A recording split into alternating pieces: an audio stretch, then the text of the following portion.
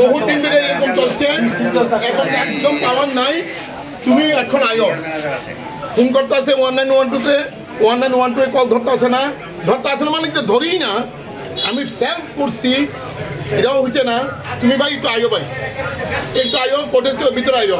তোমার লোকজন লই আমি কইছি তারা লাইনটা ঠিক করবো। তুমি একটু আয়ো, একটু আয়ো। কার সঙ্গে যোগাযোগ করলেন এখন? এখন সুপারভাইজার অনিকেত পাল। বাইকাজ করে